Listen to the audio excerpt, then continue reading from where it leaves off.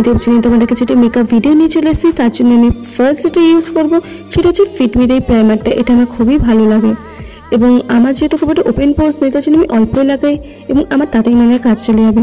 এবং তারপর আমার যেহেতু ডার্ক সার্কেল আছে তার জন্য ওটাকে হাইড করার জন্য আমি ইউজ করছি ইনসাইড কসমেটিক্সের এই কনসিলার প্যালেটটা, যার মধ্যে অনেক রকমই শেড আছে।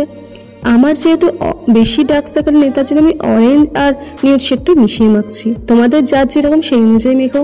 এবং হ্যাঁ, এই বিষয়ে আমি হয়তো পরে বিস্তারিত আরও বলে দেবো যে কোন কনসিলারের জন্য কোনটা ইউজ করতে হয়। এবং আমি আমার ফাউন্ডেশনের যেটা ইউজ করছি সেটা হচ্ছে মামা আর্থের 03 নিউড গ্লো।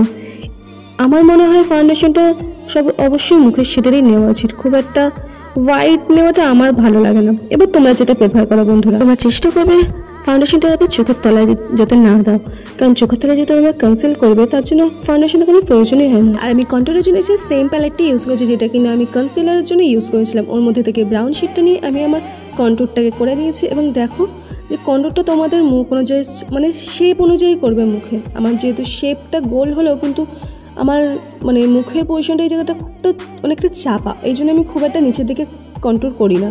এবং আমি আমার নাকটাকেও একটু সরু দেখানোর জন্য ওখানেও আমি কন্ট্রোল করে নিচ্ছি হালকা করে।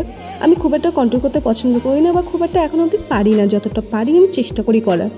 এরপরে আমি যেটা করছি আমার আইব্রোটাকে আমি ড্র করে নেবো, যাতে আইব্রোটা ড্র করলে দেখো তোমার মেকআপটা এমনিতেই আরও ডিফাইন করে। আইব্রো ছাড়া যেন মেকআপ মনে হয় কিছুই নেই। এবং দেখো আমি যেভাবে প্রসেসগুলো করছি আমার একটা ভিডিও অলরেডি দেওয়া আছে আমার লিঙ্কে, তোমরা যদি দেখো বুঝতে পারছো কীভাবে তোমরা আইব্রোটাকে ড্র করবে। এবং তোমরা দুটোর মধ্যে দেখতে পাচ্ছ অনেকটা কিন্তু ডিফারেন্স আছে। এবং তোমরাও যদি এভাবে করো তোমাদের আইব্রো কিন্তু অনেকটাই ডিফাইন এবং আরও ভালো লাগবে দেখতে।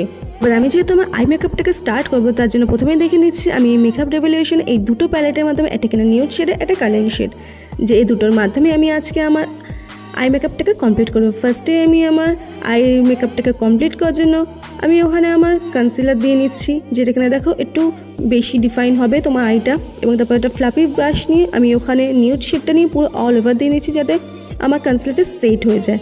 দেন একটা আমি স্মল ব্রাশ নিয়ে নিয়েছি যার মধ্যে কিনা ব্রাউন শেড নিয়ে আমি যেহেতু কাট ক্রিজ মতো করবো তার জন্য আমি ব্রাউন শেডটা নিয়ে করে নিয়েছি। হ্যাঁ, দেখে তোমার সাইডে মনে হচ্ছে এখন একটু কীরকম, যেহেতু কেমন লাগছে। এবার আমি ফ্লাফি ব্রাশের মাধ্যমে চেষ্টা করবো যাতে ওটা দেখতে বাজে না লাগে এবং সাইড পোর্শনটা যাতে পুরো মনে হয় যেন ফাইন পুরো।